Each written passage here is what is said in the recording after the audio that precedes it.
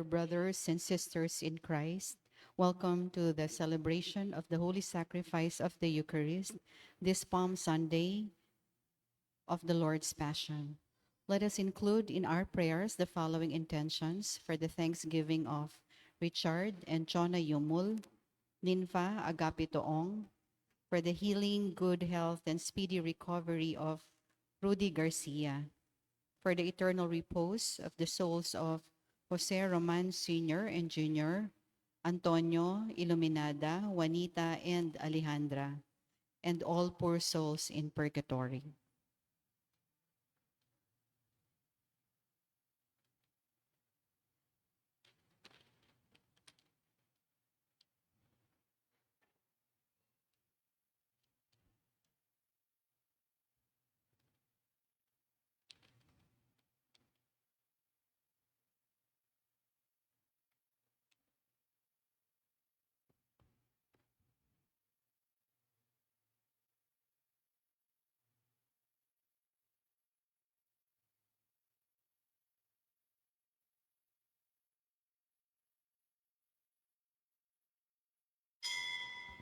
Let us all rise and glorify the Lord by singing the entrance hymn.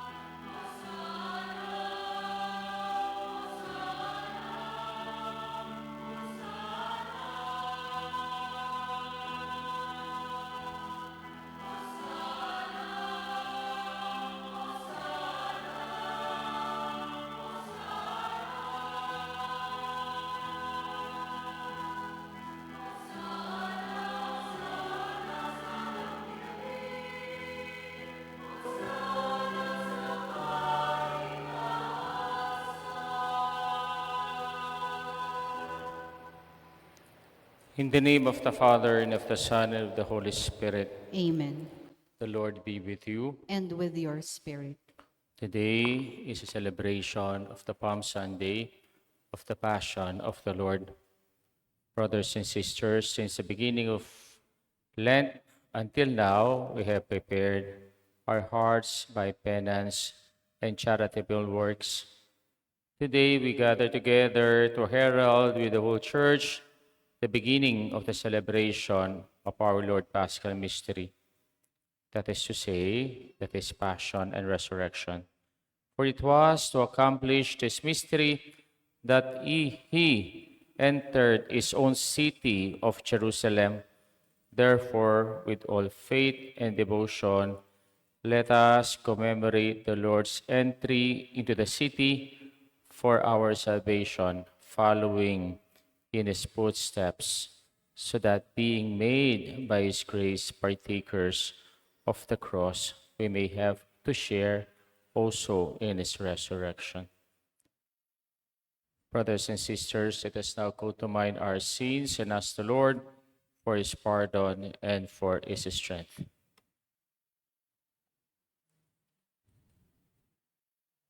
You were sent to heal the contrite of heart. Lord, have mercy. Lord, have mercy. You came to call sinners. Christ, have mercy. Christ, have mercy. You are seated at the right hand of the Father to intercede for us. Lord, have mercy. Lord, have mercy. May Almighty God have mercy on us, forgive us our sins, and bring us to life everlasting. Amen. Let us pray. Almighty and ever-living God, who as an example of humility for the human race to follow, cause our Savior to take flesh and submit to the cross, graciously grant that we may heed his lesson of patient suffering and to merit a share in his resurrection, who lives and reigns forever and ever. Amen. Amen.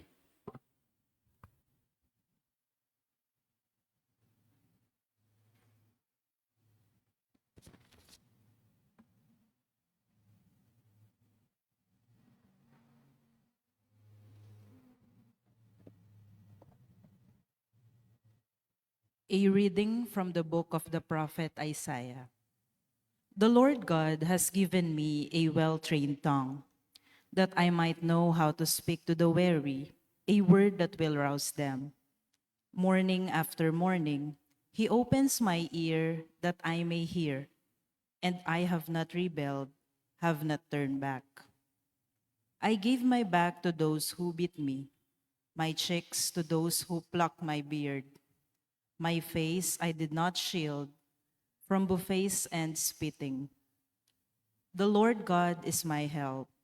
Therefore, I am not disgraced. I have set my face like flint, knowing that I shall not be put to shame. The word of the Lord. Thanks be to God. My God, why have you abandoned me? My God, why have you abandoned me? All who see me scoff at me. They mock me with parted lips. They wag their heads. He relied on the Lord. Let him deliver him. Let him rescue him, if he loves him. My God, why have you abandoned me? Indeed, many dogs surround me. A pack of evildoers closes in upon me. They have pierced my hands and my feet. I can count all my bones. My God, why have you abandoned me? They divide my garments among them, and for my vesture they cast lots. But you, O Lord, be not far from me. O my help, hasten to aid me. My God, why have you abandoned me? I will proclaim your name to my brethren. In the midst of the assembly, I will praise you. You who fear the Lord, praise him. All you descendants of Jacob, give glory to him. Revere him, all you descendants of Israel. My God, why have you abandoned me?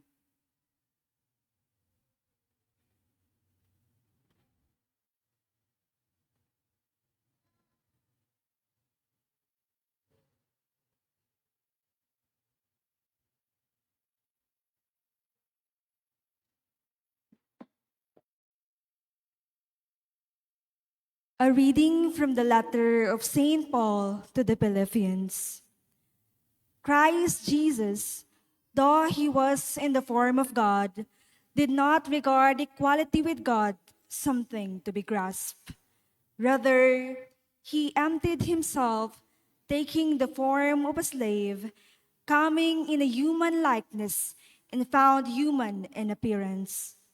He humbled himself, becoming obedient to the point of death, even death on a cross.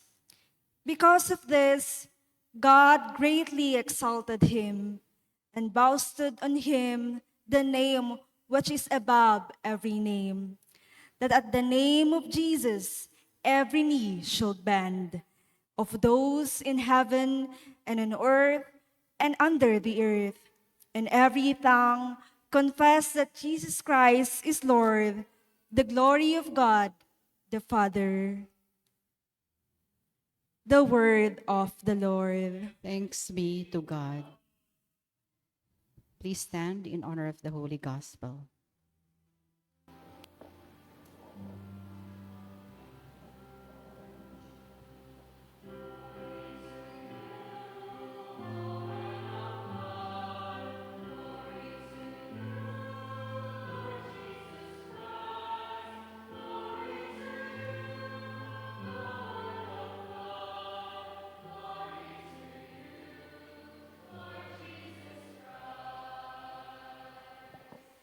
Christ became obedient to the point of death, even death on a cross.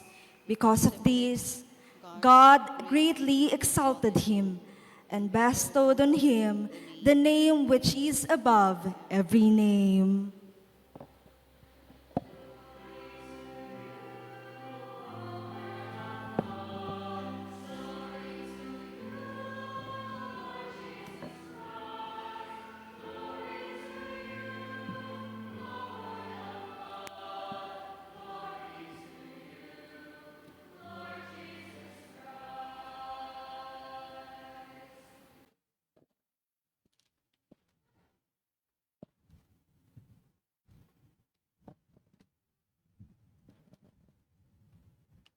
The Passion narrative of our Lord Jesus Christ according to Matthew. While he was speaking, Judas, one of the 12, arrived, accompanied by a large crowd with swords and clubs, who had come from the chief priests and the elders of the people. His betrayer had arranged a sign with them, saying, "The man I shall kiss is the one, arrest him." Immediately he went over to Jesus and said, "Hail, Rabbi!" And he kissed him. Jesus answered him, "Friend, do what you have come for." Then, stepping forward, they laid hands on Jesus and arrested him. And behold, one of those who accompanied Jesus put his hand on his sword, drew it, and struck the high priest's servant, cutting off his ear. Then Jesus said to him, "Put your sword back into its sheath, for all who take the sword will be perished by the sword. Do you think that I cannot call upon my Father, and he will not provide me at this moment with more than 12 legions of angels? But then how will the scriptures be fulfilled, which say that it must come to pass in this way?" At the tower, Jesus said to the crowds, "Have you come out as against a robber with swords and clubs to seize me? Day after day I sat at the temple area, yet you did not arrest me." But all this had come to pass, that the writing of the prophets may be fulfilled. Then all the disciples left him and fled. Those who had arrested Jesus led him away to Caiaphas the high priest, where the scribes and the elders were assembled. Peter was following him at a distance as far as the high priest's courtyard. And going inside, he sat down with the servants to see the outcome. The chief priests and the entire Sanhedrin kept trying to obtain false testimony against Jesus in order to put him to death, but they found none. Though many false witnesses came forward, finally 2 came forward who stated, "This man said, I can destroy the temple of God and within 3 days rebuild it." The high priest rose and addressed him, "Have you no answer? What are these men testifying against you?" But Jesus was silent. Then the high priest said to him, "I order you to tell us under oath before the living God whether you are the Christ, the Son of God." You said to him in reply, "You have said so. But I tell you, from now on you will see the Son of Man seated at the right hand of the power and coming on the clouds of heaven." Then the high priest tore his robes and said, "He has blasphemed. What further need have we of witnesses? You have now heard the blasphemy. What is your opinion?" They said in reply, "He deserves to die." Then they spat in his face and struck him, while some slapped him, saying, "Prophesy us, Christ, who is that struck you?" Now Peter was sitting outside the courtyard. One of the maids came over to him and said, "You too were with Jesus the Galilean." But he denied it in front of everyone, saying, "I do not know what you are talking about." As he went out to the gate, another girl saw him and said to those who were there, "This man was with Jesus the Nazarene."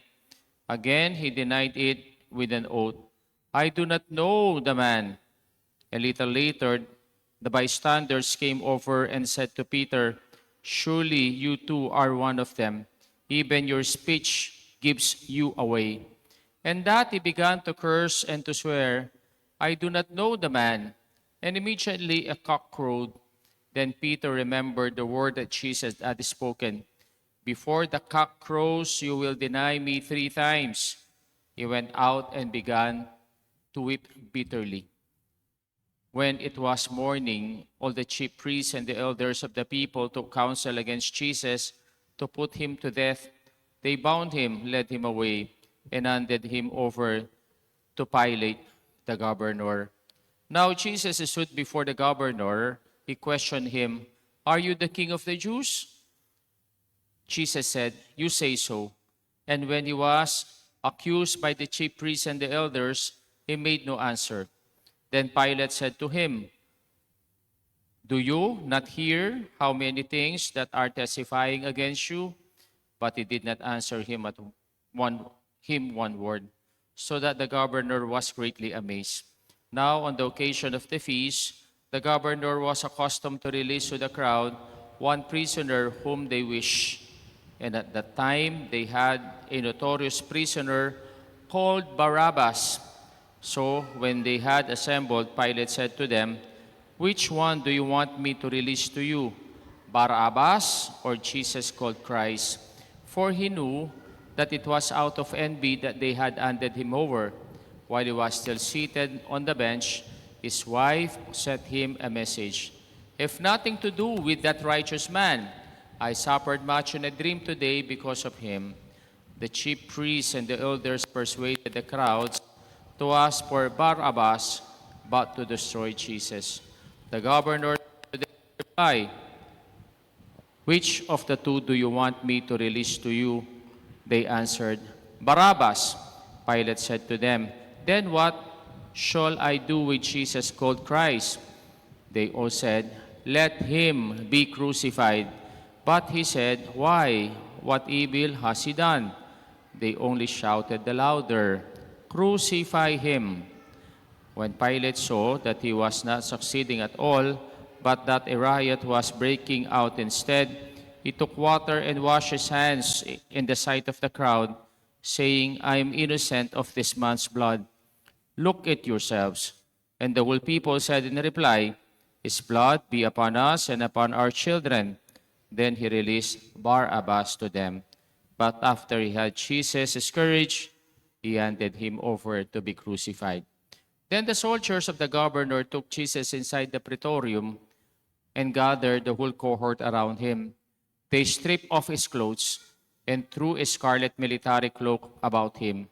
Weaving a crown out of thorns, they placed it on his head and a reed in his right hand. And kneeling before him, they mocked him, saying, "Hail, King of the Jews!" They spat upon him and took the reed and kept striking him on the head. And when they had mocked him, they stripped him of the cloak, dressed him in his old clothes, and led him off to crucify him. As they were going out, they met a Cyrenian named Simon. This man they pressed into service to carry his cross. And when they came to the place called Golgotha, which means the place of the skull, they gave Jesus wine to drink mixed with gall. But when he had tasted it, he refused to drink. After they had crucified him, they divided garments by casting lots. Then they sat down and kept watch over him there. And they placed over his head the reed and charge against him, "This is Jesus, the King of the Jews." Two revolutionaries were crucified with him, one on his right and the other on his left. Those passing by reviled him, shaking their heads and saying, "You who will destroy the temple and rebuild it in 3 days, save yourself. If you are the Son of God, and come down from the cross." Likewise, the chief priests and the scribes and the elders mocked him and said, "He saved others, he cannot save himself. So he is the King of Israel. Let him come down from the cross now, and we will believe in him. He trusted in God. Let him deliver him now if he wants him. For he said, 'I am the Son of God.'" The revolutionaries who were crucified with him also kept abusing him in the same way. From noon onward, darkness came over the whole land until 3 in the afternoon. And about 3 o'clock, Jesus cried out in a loud voice, "Eli, Eli, lema sabachthani," which means, my God, why you have forsaken me?" Some of the bystanders who heard it said, "This one is calling for Elijah." Immediately, one of them ran to get a sponge. He soaked it in wine and putting it on a reed, gave it to him to drink. But the rest said, "Wait, let us see if Elijah comes to save him." But Jesus cried out again in a loud voice and gave up his spirit. Please kneel and pause for a short time, reflecting the passion, death of our Lord Jesus Christ in exchange for our salvation.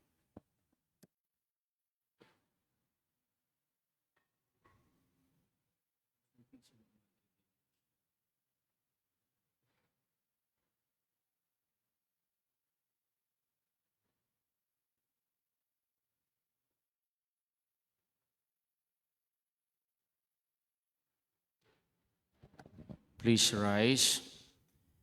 And behold, the veil of the sanctuary was torn into two from top to bottom.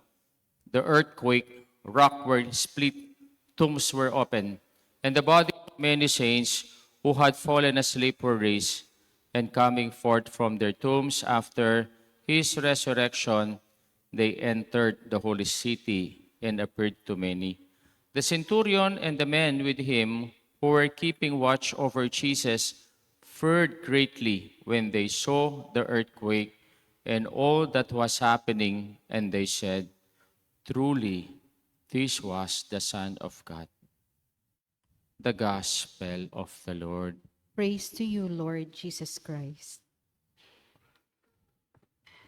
Good evening po sa inyong lahat.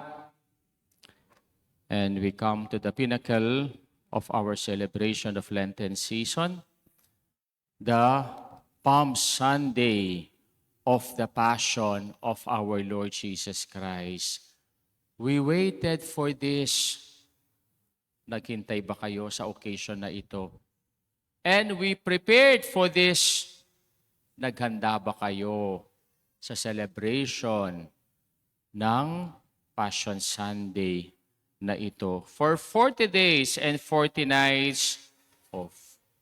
And even, we prepared ourselves to be with our Lord Jesus Christ, to be one with Him in His entrance to His holy city, Jerusalem, for His Paschal mystery, His suffering, His death, and His resurrection.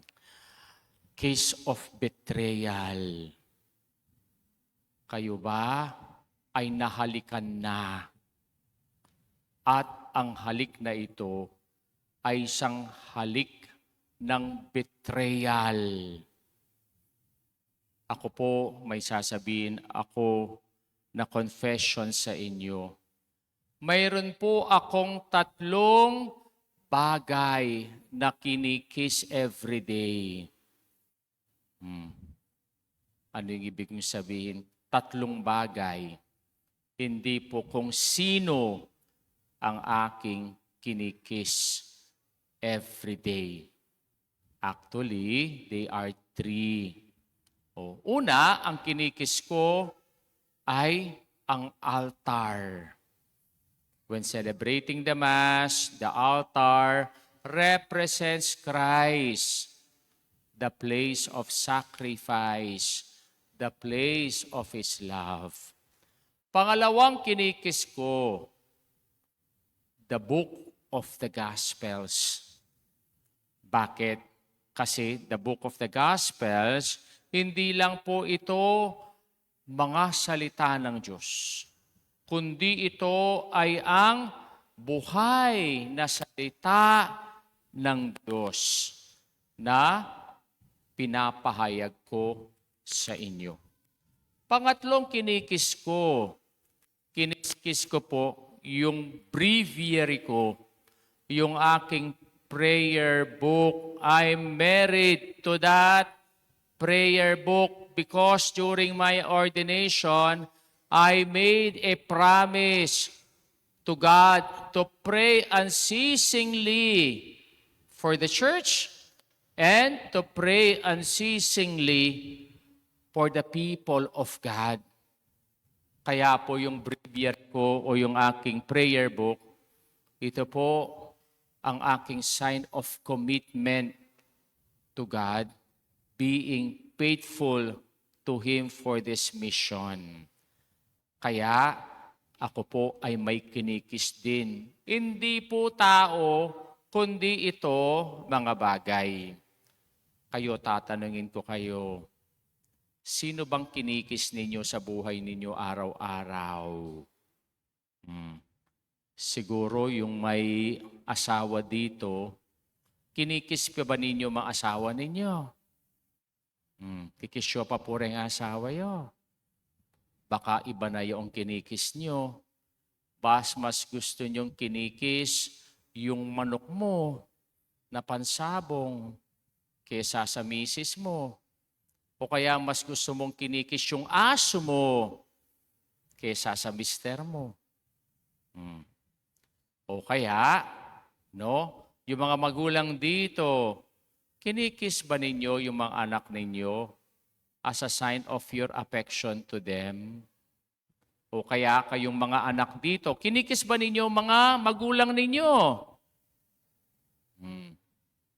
Minsan, ang mga bata, instead of saying, I love you to their parents, ang parating sinasabi nila, penging pera.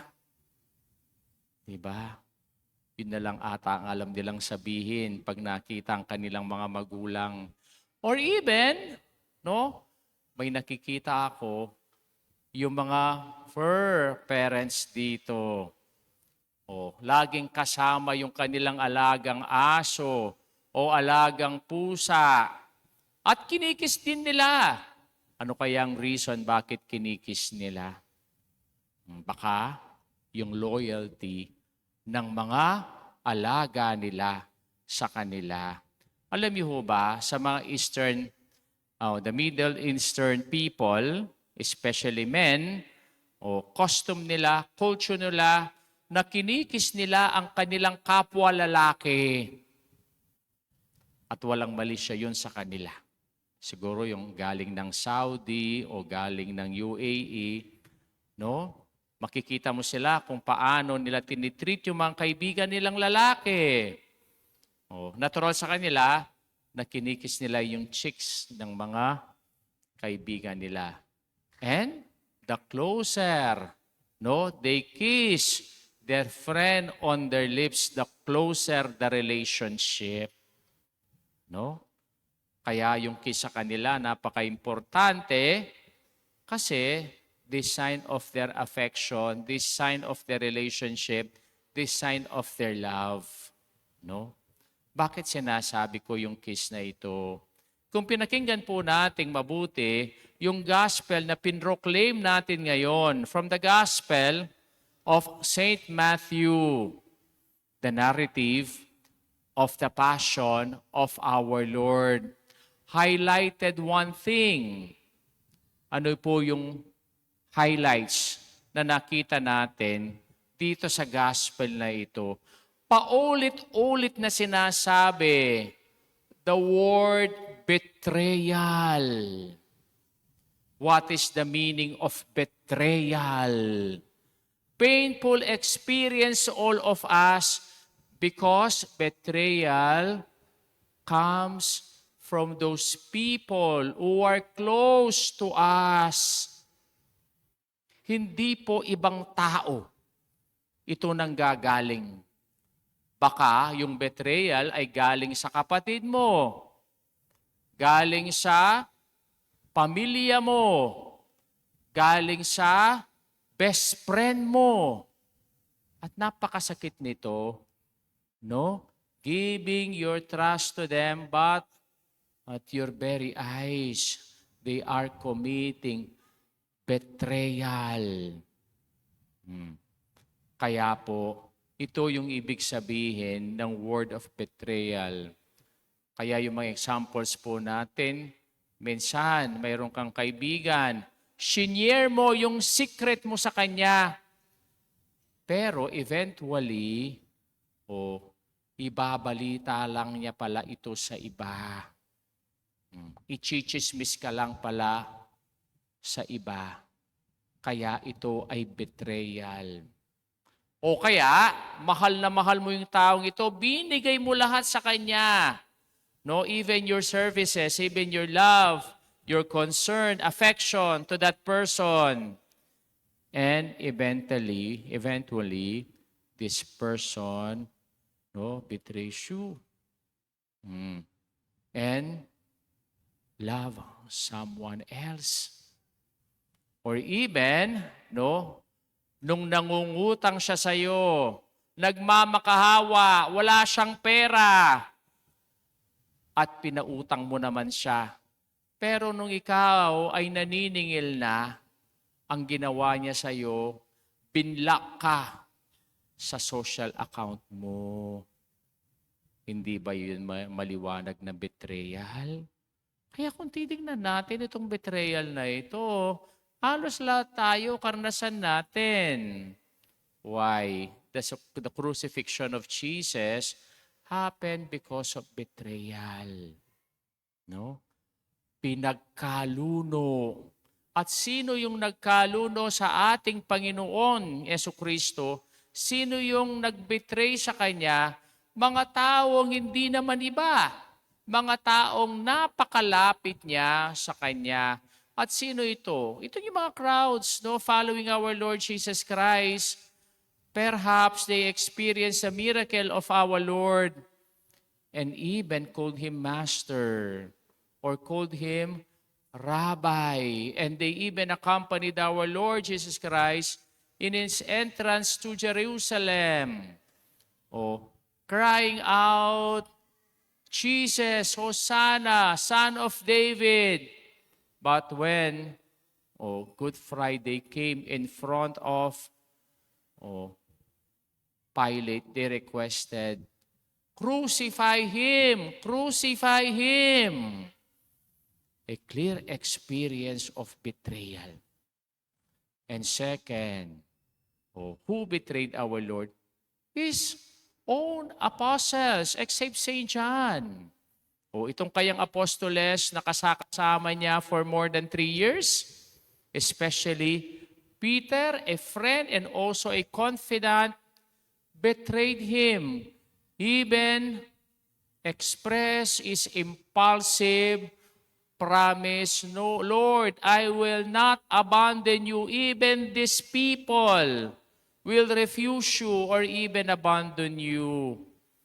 But our Lord said to him, remember, you will deny me for 3 times before the cock crows. And the most painful of them all is the betrayal of Judas Iscariot. No? Kaya yung mga taong nagbibetray, anong tawag natin sa kanila? Judas ka! Kayo ba nakaranas ng mga Judas sa buhay ninyo? A close friend, a trusted friend, treasurer of the group, sold our Lord Jesus Christ as an slave for 30 pieces of silver. And what is more painful for our Lord Jesus Christ, He betrayed Him with a kiss. Kaya kayo, no? Sabi nga nung nabasa ko sa Facebook, do not be afraid of your enemy that stab you, but be afraid of your friend kissing you and afterwards betray you on your back. No? Kaya ito po ay isang napagandang paalala sa atin kung sino yung mga taong pinapaniwalaan natin, sila yung mga taong magkakanulo sa atin. Pero ano yung ginawa ng ating Panginoon sa betrayal ng mga taong ito? Jesus responded to them with a kiss of His passion. Paano niya pinakita yung kanyang kiss of His passion? First, He offered the crowd with the kiss of forgiveness. While our Lord Jesus Christ, hanging on the cross, dying, they jeered at Him. And they said, you who will destroy the temple and rebuild in 3 days, save yourself and come down from the cross. And Jesus grant His forgiveness. Father, forgive them, for they do not know what they are doing. Patawarin mo sila, Panginoon, hindi nila alam ang kanilang ginagawa. Palagay ba ninyo, hindi nila alam kanilang ginagawa? Conscious sila sa kanilang ginagawa, pero dahil gusto nilang ipagkanulo ang ating Panginoon, sila ay nagkasala. Tayo din, di ba? Pag nagkakasala ba tayo, hindi natin alam ang ating ginagawa. Nag-i-enjoy nga tayo eh. Pag ginagawa natin ang kasalanan, pagkatapos hindi mo alam ang ginagawa mo. But our Lord said in our gospel, forgive them, for they do not know what they are doing. Second, he showed Peter the keys of compassion. With this impulsive attitude of Peter, even promised our Lord, no, I will not abandon you. I will not neglect you. I will not betray you. But our Lord said to him, Peter, remember this, you will deny me not only once, twice, or thrice before the cock crows. No? But our Lord expressed his compassion to him when Peter cried, no, asking for God's forgiveness. And third, he showed Judas the kiss of a friend. When Jesus came, or when Judas came to Jesus and kissed him, "Hail, Rabbi!" And the soldiers arrested him. Our Lord Jesus Christ treated his betrayer as friend, even called Judas, friend, do what you have come for. Kayo ba, yung mga taong nagkakanulo sa inyo, tinatawag nyo ba silang kaibigan? Agyang taklang mo, no, kaya mayaw san kakaluguran eh. Pagkanulo na naka, potang kayo, san may pang kakaluguran? Plastic. Siguro sepo kang kepasa. Ne? Kung titingnan natin, our Lord expressed, no, and calling his betrayer friend to give back the dignity of their friendship. Kaya tayo din, no, when we betrayed our Lord Jesus Christ, no, he will not condemn us. He even treated us as friend to respect the dignity of our relationship with him, even, no, parati tayong nagkakasala sa kanya. Kaya kung titingnan natin, ito yung response ng ating Panginoon sa mga taong nagbibetray sa kanya. The kiss of betrayal was, no, responded with the kiss of his passion. Alam ko, mamaya may dala kayong palaspas. Sinong may dalang palaspas sa inyo? Ning magdalang palaspas kayo, tas sinoreng gamacho. Para malaman ko, para hindi na ako magbe-bless mamaya. Paninang umaga, maraming nagdala ng palaspas kasi may nagtitinda sa harapan. Maraming bumili. Oh. Alam nyo ba, ano yung palaspas na yan? Hindi po yan anting-anting. Hindi po iyan pangtaboy ng maligno, kundi ito our sign of our faithfulness to God. That is why today, on the Palm Sunday of the Passion of our Lord, we are holding and bringing this palaspas to be blessed. And not only to be blessed, but it's a sign of our fidelity to God. Especially, no, for this Holy Week, tayo kaya mapapanatili natin ang katapatan natin sa Diyos.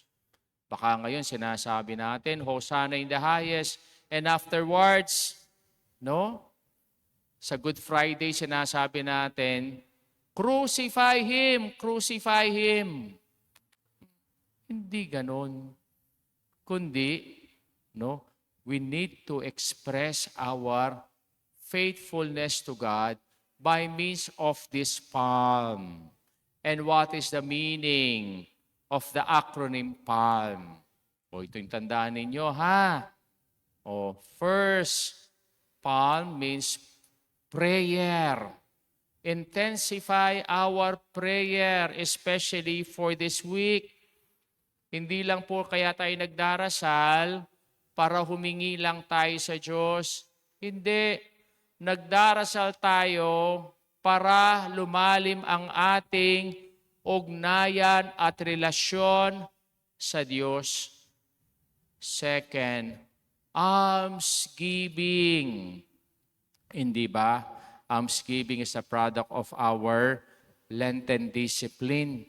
Kaya nga tayo nagpa-fasting and abstinence para makapag-ipon tayo, para may pamigay tayo sa may nangangailangan. Especially nowadays, sa panahon ng kahirapan.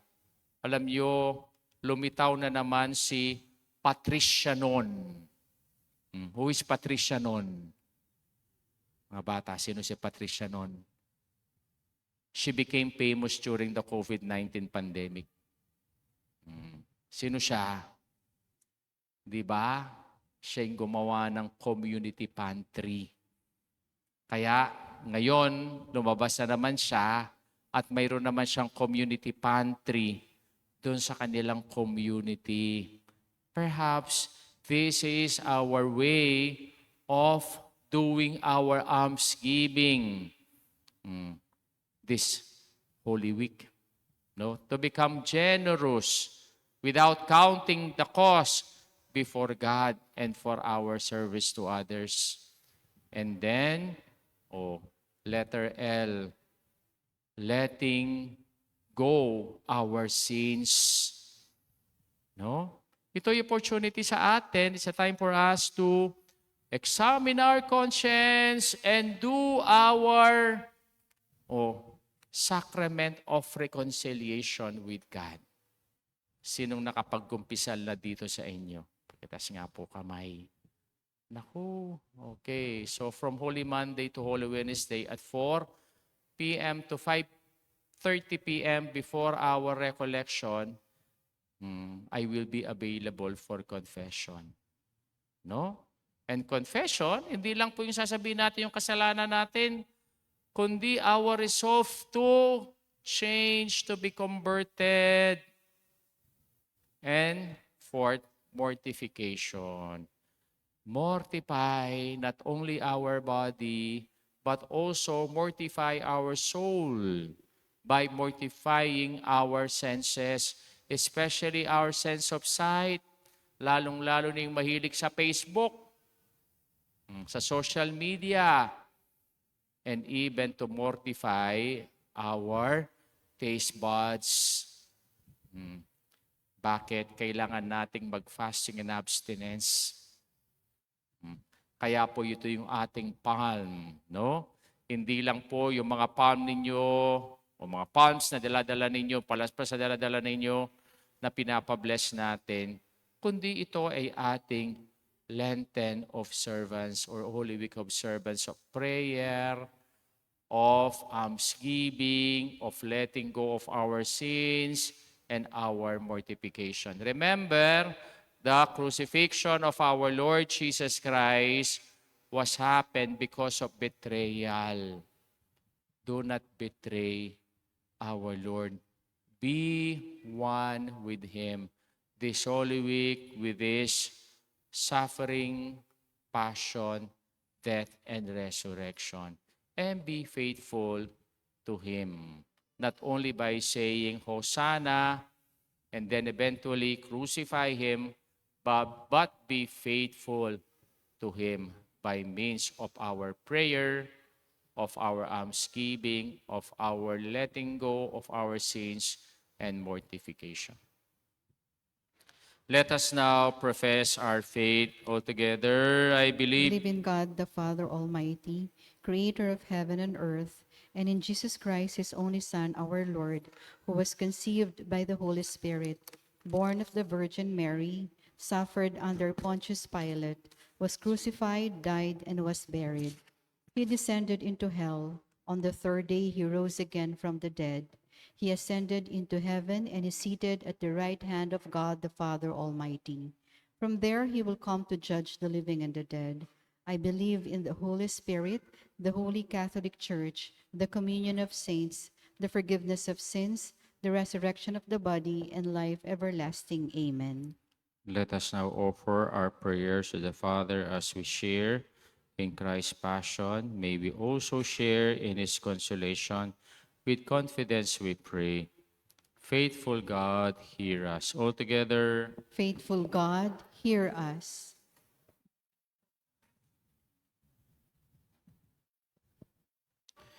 May Jesus' entry into Jerusalem inspire us to renew our minds and spirits to welcome him into our hearts anew, we pray. Faithful God, hear us. May Jesus, our meek and humble King and Savior, inspire our religious and political leaders to humbly serve our people and not to seek to be served, we pray. Faithful God, hear us. May the Ally Kapwa program be our way of responding to the challenges of restoring social justice and helping the weak and the needy, we pray. Faithful God, hear us.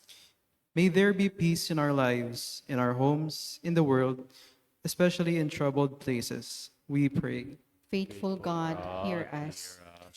May Jesus' Paschal mystery open paradise for the souls of our beloved dead, we pray. Faithful God, hear us. Let us pray for the urgent concerns of our community and our personal intentions. We pray. Faithful God, hear us. for the thanksgiving of Richard Chonayomol ni Paagapi Toong, for the complete healing of Rudy Garcia, for the souls of Jose Roman Sr. Jr. Antonio Reminada, Juanita Alejandra, Romano, Roberto, and Camilo. Let us pray to the Lord. Faithful God, hear us.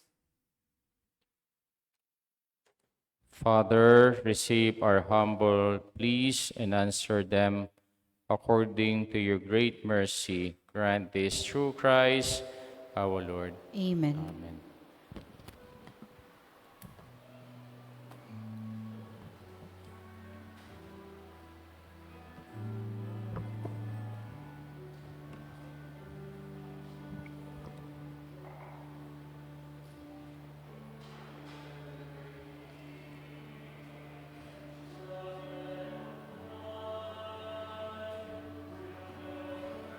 Blessed are you, Lord, God of all creation. To your goodness we have this bread to offer. Works your many hands have made, that will become for us our bread of life. Blessed be God forever.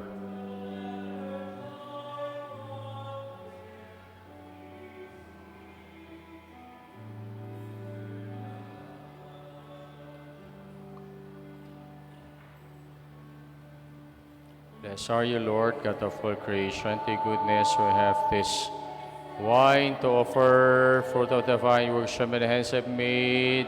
It will become for us our spiritual drink. Blessed be God forever.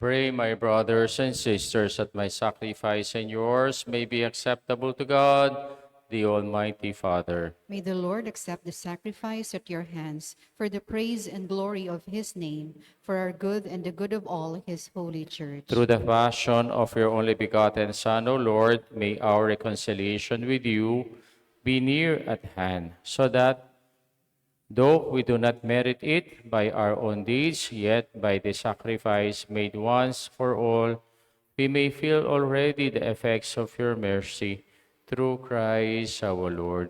Amen. The Lord be with you. And with your spirit. Lift up your So hearts. lift them up to Let the us Lord. give thanks to the Lord our God. It is right and It is just. truly right and just, our duty and our salvation, always and everywhere, to give you thanks, Lord, Holy Father, Almighty and eternal God, through Christ our Lord. For though innocent, he suffered willingly for sinners and accepted unjust condemnation to save the guilty. His death has washed away our sins, and his resurrection has purchased our justification. And so, with all the angels, we praise you as in joyful celebration, we acclaim.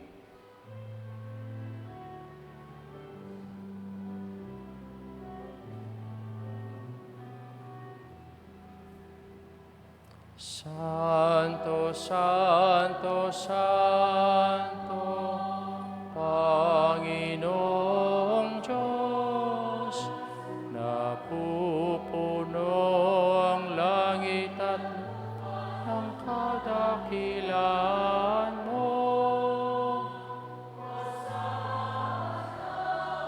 Sana, o sana sa kataasan, o sana, o sana, o sana sa kaitaasan. Pinagpalang na paririto sa ngalan ng Panginoon. Hosana, Hosana, Hosana sa kaitaasan. Hosana.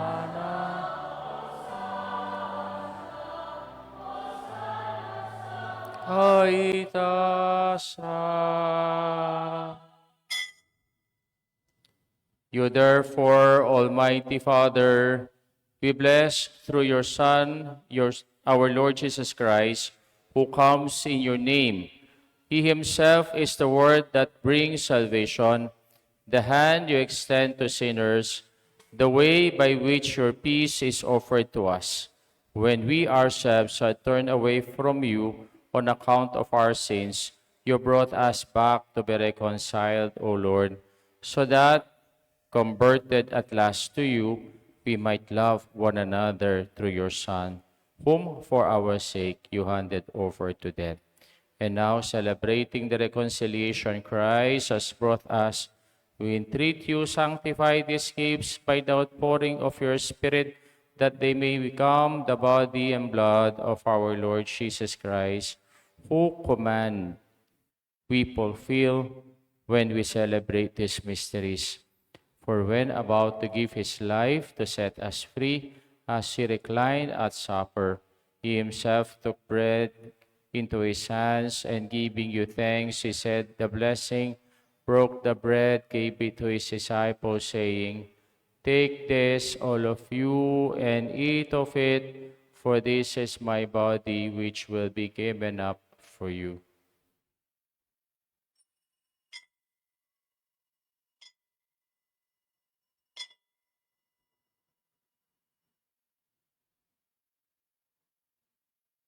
In a similar way, on that same evening, he took the chalice of blessing in his hands, confessing your mercy, and gave the chalice to his disciples, saying, "Take this, all of you, and drink from it, for this is a chalice of my blood, the blood of the new and eternal covenant, which will be poured out for you and for many for the forgiveness of sins.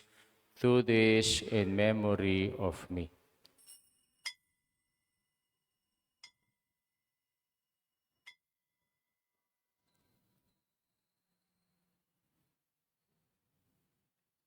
The mystery of faith.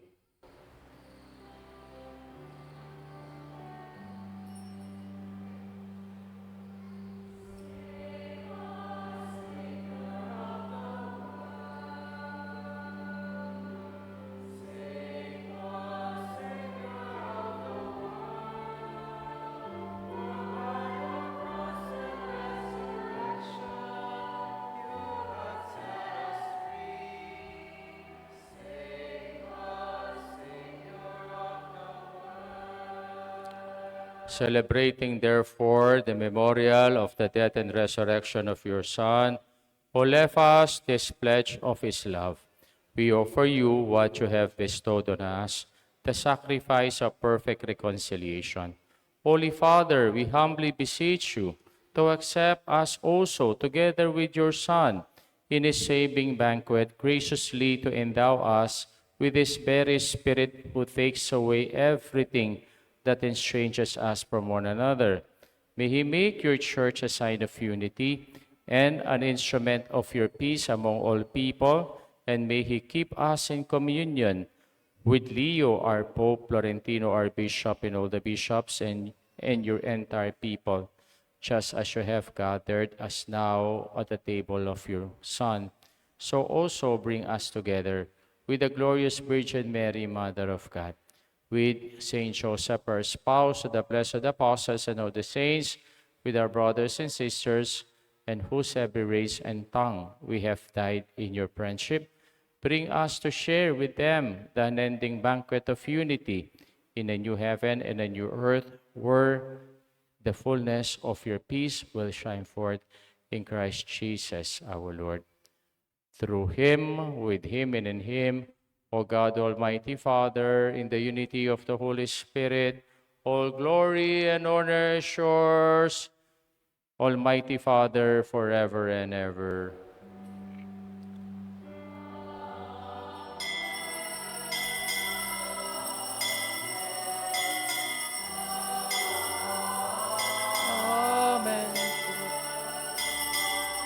Amen. Amen.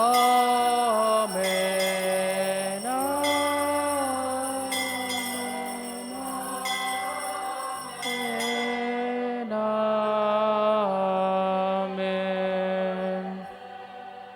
We now pray the Lord's Prayer.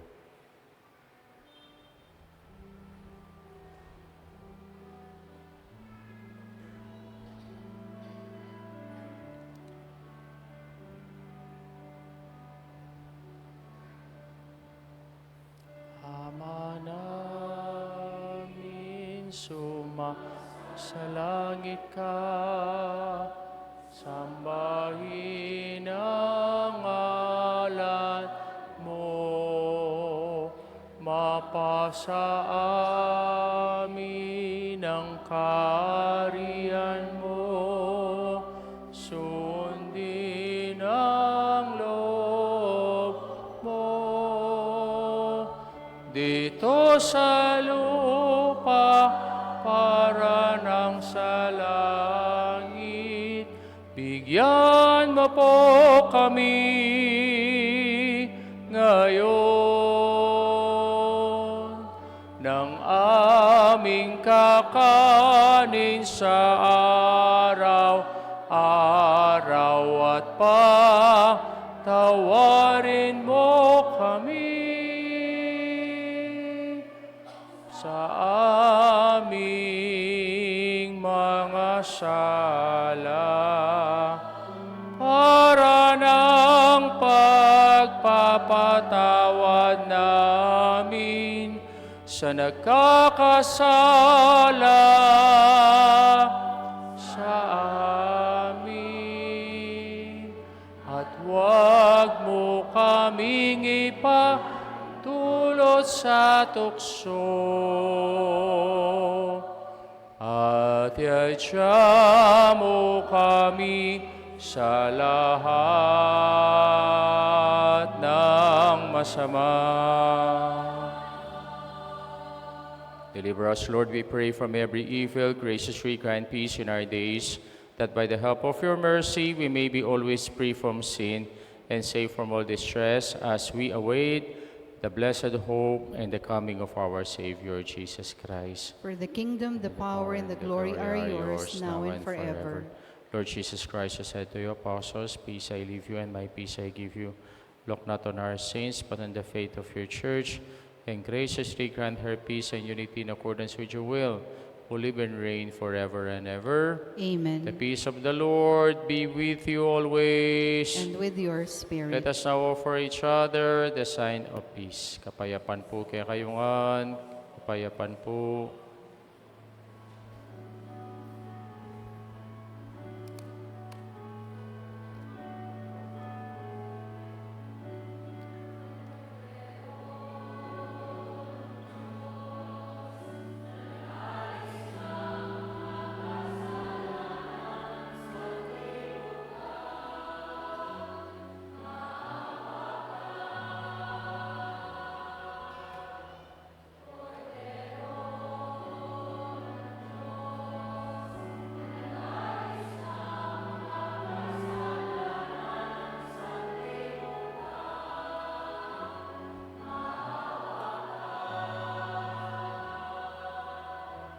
Kordero ng Diyos, nag-alis ng mga kasalanan, ipagkaloob mo sa amin ang kapayapaan.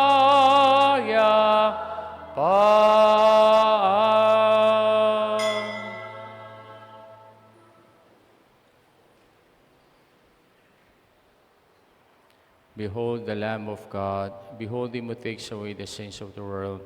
Blessed are those who go to the supper of the Lamb. Lord, Lord, I am not worthy that you should enter under my roof, but only say the word, and my soul shall be healed. The body and blood of our Lord Jesus Christ, keep us safe for eternal life. Amen.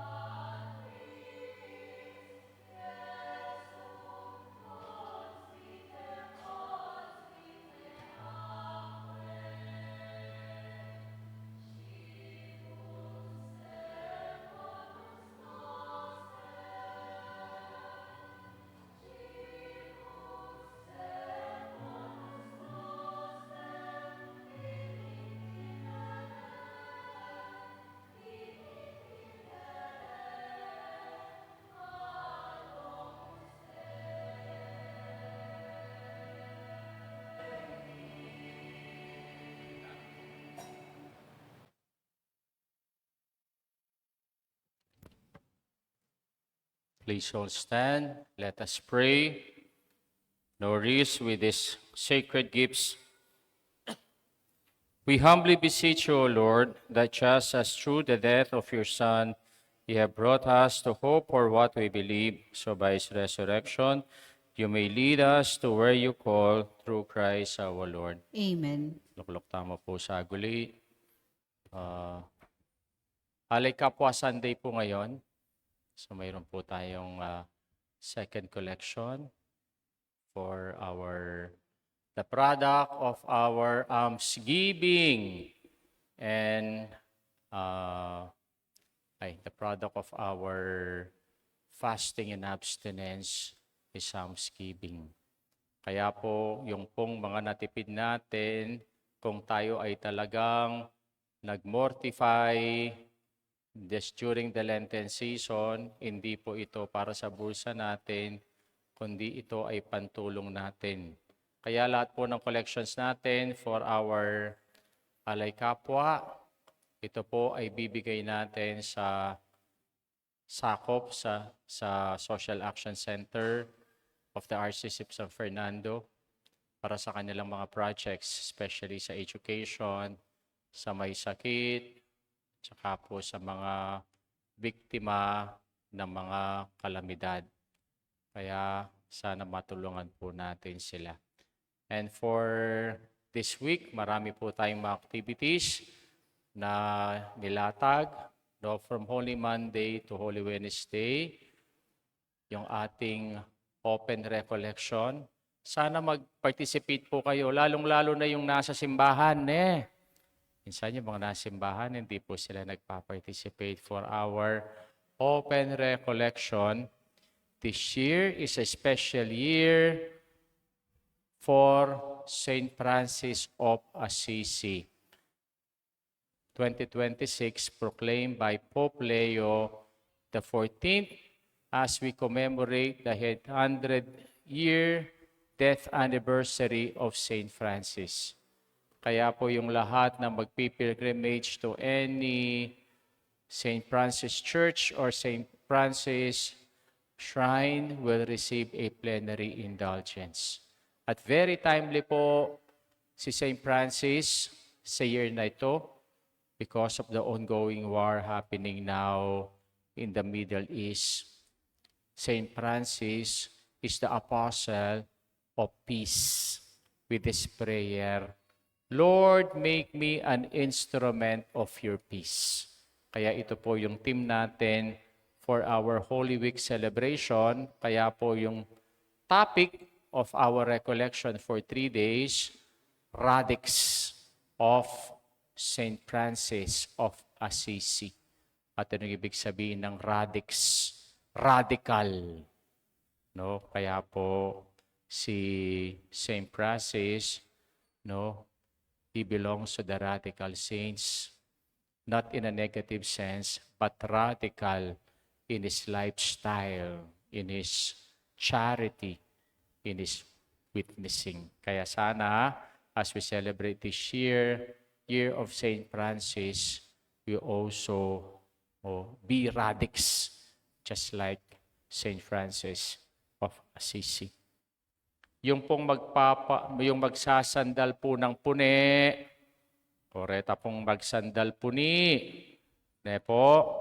start yun na po, no? At huwag kayong magsandal kung hindi nyo pinapabless. Meron po tayong rite of blessing, pamanyandal puni. Kunin nyo po kay Sister Myra sa likod. At sinong mag-bless nito? Yung mga AMDC.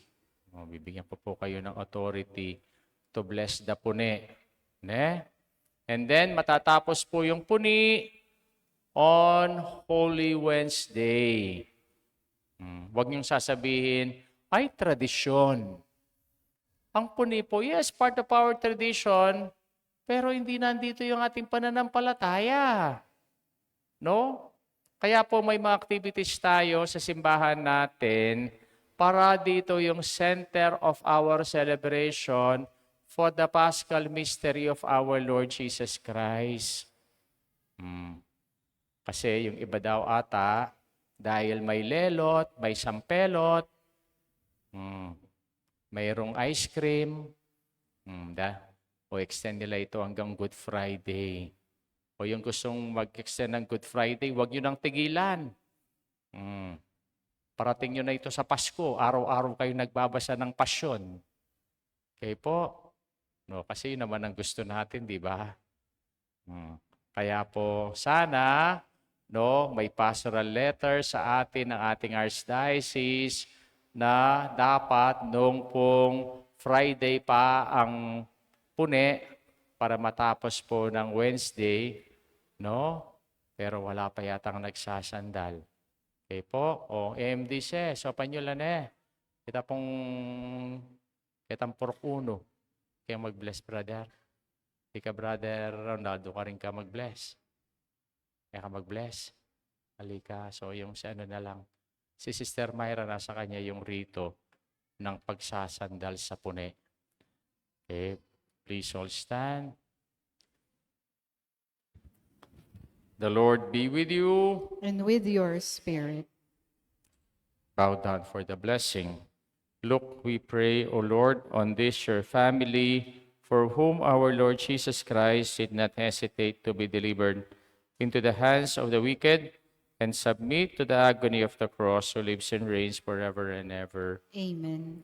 And may the blessing of Almighty God, the Father, the Son, and the Holy Spirit come down on you and remain with you forever.